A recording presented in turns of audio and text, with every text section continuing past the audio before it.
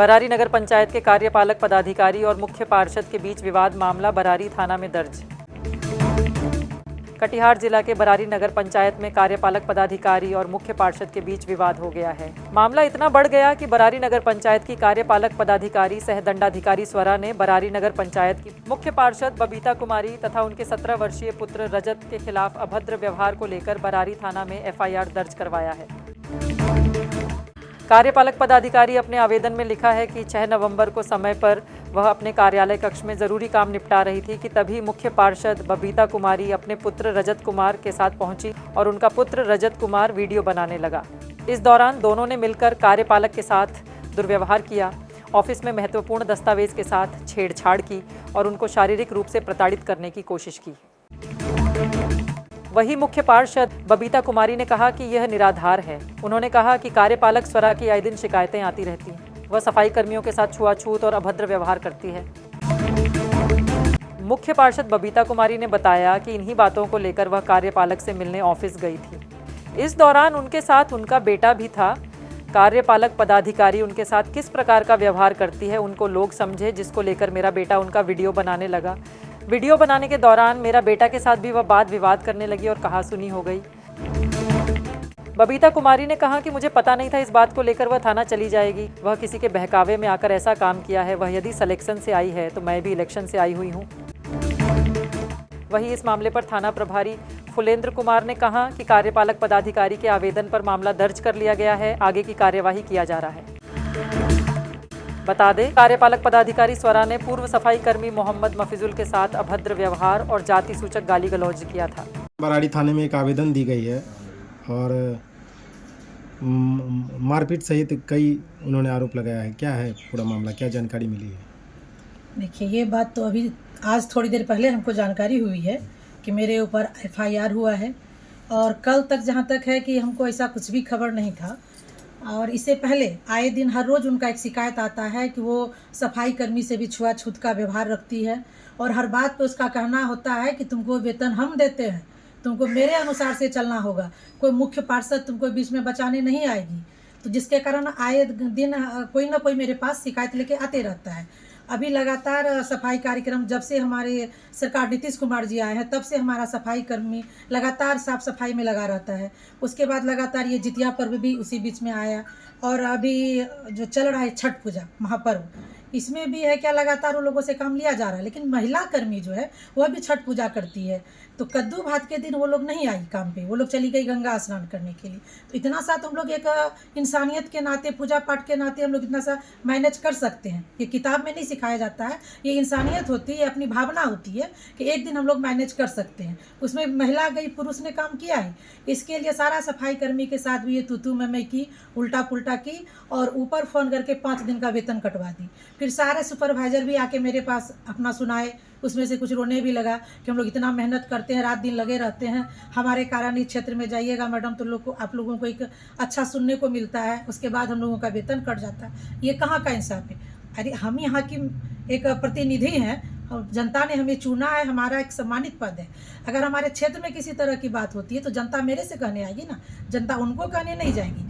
लगातार हमारा काम होता है कि हम जनता को जोड़ के रखें और ये जब भी जाती है क्षेत्र में तो जनता को कुछ न कुछ कह के या तोड़ कर ही आती है। मैं कल की बात बता दूं, मेरा लगातार निरीक्षण चल रहा था। निरीक्षण के क्रम में जब मैं आ रही थी तो एक हमारा सुपरवाइजर है जो कि 4 महीना पहले हमारे यहाँ से वो नौकरी छोड़ चुका, उसका पैर टूट गया था तो हमारे यहाँ का नौकरी छोड़ दिया है, वो हमारे यहाँ काम नहीं कर रहा है।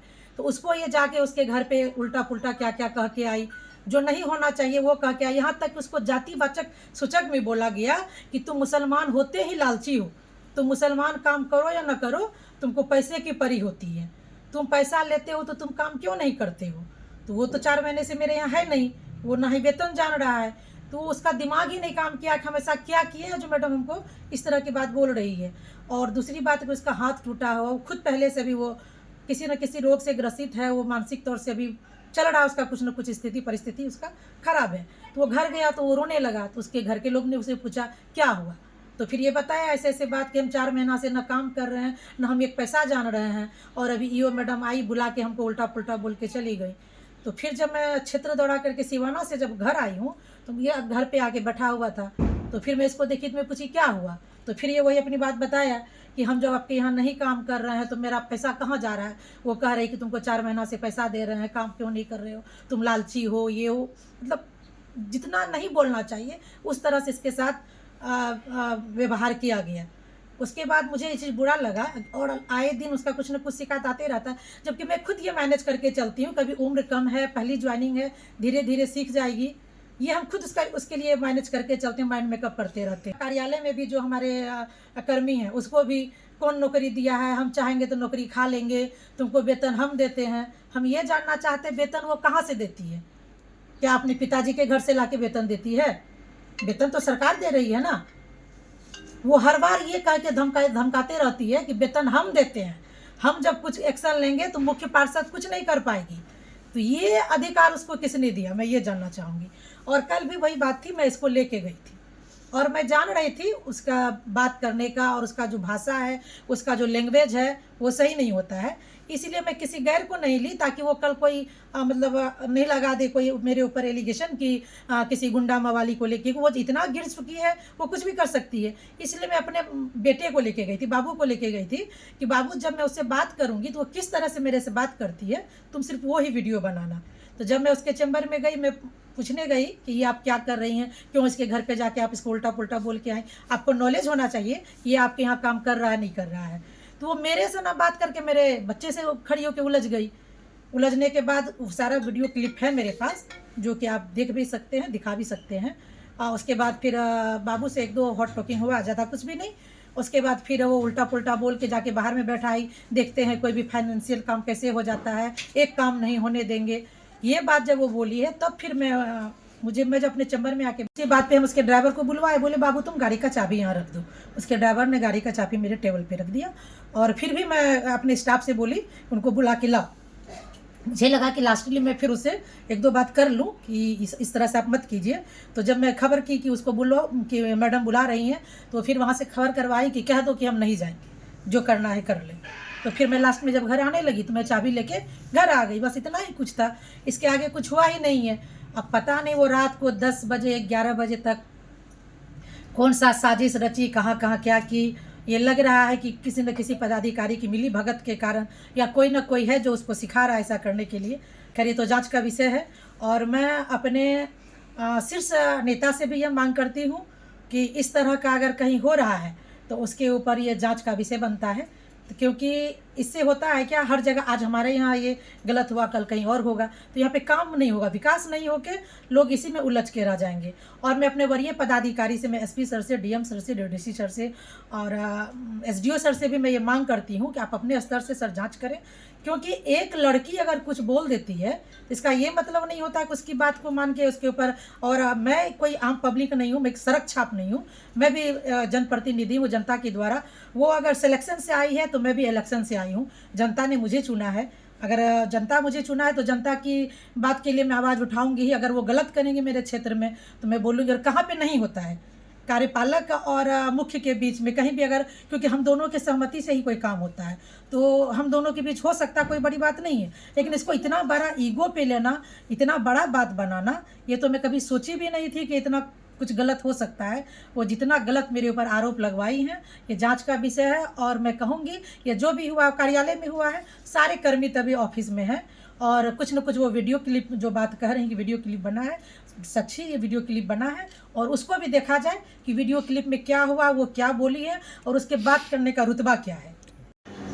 हमने काम छोड़ दिया 4-5 महीने पहले, क्योंकि हमको उस सैलरी से पोसाता नहीं था।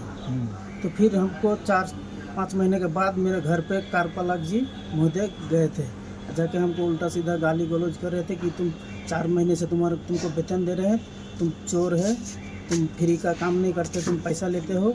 और उसके बाद बोलते हैं कि जातिवादी की मुसलमान लोभी होती है, लालची होती है। हाँ, ये सब ऐसे इस तरह बात क्या काम करते थे आप वहाँ पे? सुपरवाइजर। उसके बाद हम मैडम के पास आए रोते हुए कि हम जब आपके यहाँ काम छोड़ दिए हैं तो फिर हमको मेरे घर पे क्यों गया है, कि जाके बोल रहे हैं कि तुमको 4 महीने से वेतन दे रहे, तुम फ्री का पैसा खाते हो, तुम मुसलमान सब लोभी होते हो, लालची होते हो। कितना पैसा मिलता था पहले हमको 8,000 मिलता था। 4 महीने से आपको पैसा नहीं गया था? नहीं, छोड़ दिए थे 4-5 महीने से हम काम ही छोड़ दिए। उससे सारा चीज़ हमको ग्रुप से सब चीज़ हटा दिया गया था। क्या नाम है आपका? मुखीजुल कहाँ घर हुआ आपका? बरारी मुस्लिम टोला हसीमपुर।